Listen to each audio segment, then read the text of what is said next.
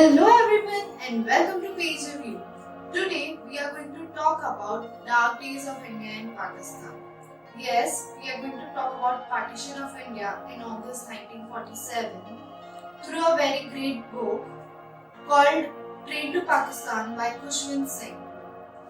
Before jumping to the review part, let me give you a little summary about this book. Due to a lot of characters, it is difficult to have it a very short summary, but hang on with me because it is going to be interesting. So without wasting any more time, let's dive into the video and talk about it. In 1947, when British left India, Hindus and Sikhs were forced to move to India while Muslims were forced to move to Pakistan. No matter for how long they were living on their respective lands. The sadness, frustration and all the negative emotion of moving to an alien land led to violence, theft and mass murder. In all this chaos, there was one small village called Manomanjra, where Hindu, Sikh, Muslim and Christian lived in peace. The partition chaos hadn't touched them yet, but everything changed later. The chaos in Manomanjra starts with the murder of a moneylender called Lala Ramlal. He is murdered by a local dacoit, Malli and his gang. But in order to frame Jugga, our protagonist, and an ex-dacoit, Malli throws some stolen bangles outside his house, while Jugga is away making love to his Muslim lover Nooran. Next day, a train from Delhi to Lahore comes and stops at Manomanjra. A man named Iqbal unmounts it.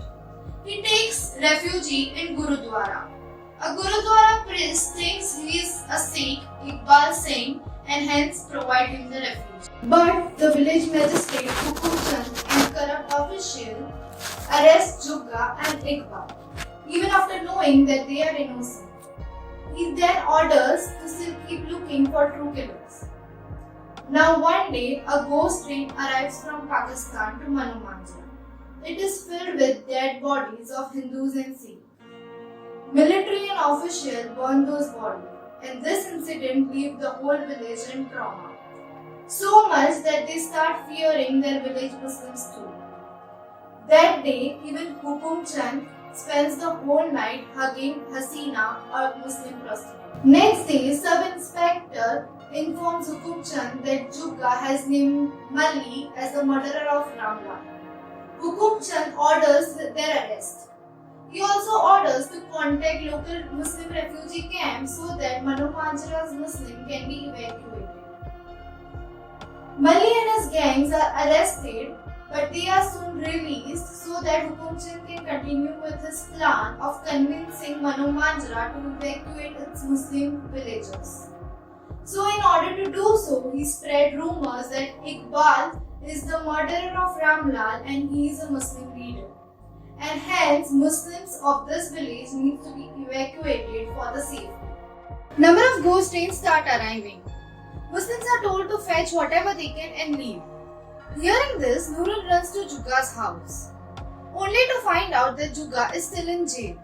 But he informs his mother that she is pregnant with Jugga's child. Hearing this, Jugga's mother assures her that they will reunite. Later that day, another train filled with Hindu dead bodies arrives in Manomanjra. Villagers are now afraid to stay alone, hence they all gather in Gurudwara. In Gurudwara, they decide to attack a Muslim train out of rage and anger. The Muslim train might have Manomanjra Muslims too. Hukum Chand is informed about this plan. He gives the hands up. But later, after knowing that Hasina could be also in that train, he decides to stop the massacre. And hence, to convince the villager, he released Jugga and Iqbal. But Jugga runs into wood to find Nooran. He thinks that she must be hiding for him, while Iqbal goes to Gurudwara and decides to do nothing. Hukum Chand, on the other hand, sits in his chamber thinking about Hasina. While Manomanjra mob is all ready to attack Muslim train, they tie a rope above the head so that Muslims mounting on the train could be hurt. Hukum Chand, knowing about this, just thinks about Hasina and cries and prays. While at the bridge, Mock doesn't see the man who had already climbed the mountain and is cutting the rope which might kill Muslim. When they see him, they start shooting at him. The man falls down at the same time the train arrives and rolls over him. But successfully he had cut the rope and the train to Pakistan moves in peace. Now the reviews. I know the story had a lot of chaos, but that was the exact same thing happening at that time. There were many things going on, like politics, police brutality, people following their religion blindly, mass murders and massacre. And this book covers it all in great essence. Every page keeps you at hope, and the book is a heart-wrenching read. Though this book is a work of fiction, it captures the factual reality of partition. Khushwant Singh has written this book in a very simple language and it is a great book. Though a well-written book, it is definitely not a happy read. Yet, I will surely recommend a true literature lover to read it. And I would also like to give it a 10 out of 10. Because, as I said, this book is a great book. It kept me on hook and I completed this book in a one stretch. So that's it for today. Do like, share and subscribe to PagerView. If you want to buy this book, the link is in the description below. That's it. Bye-bye.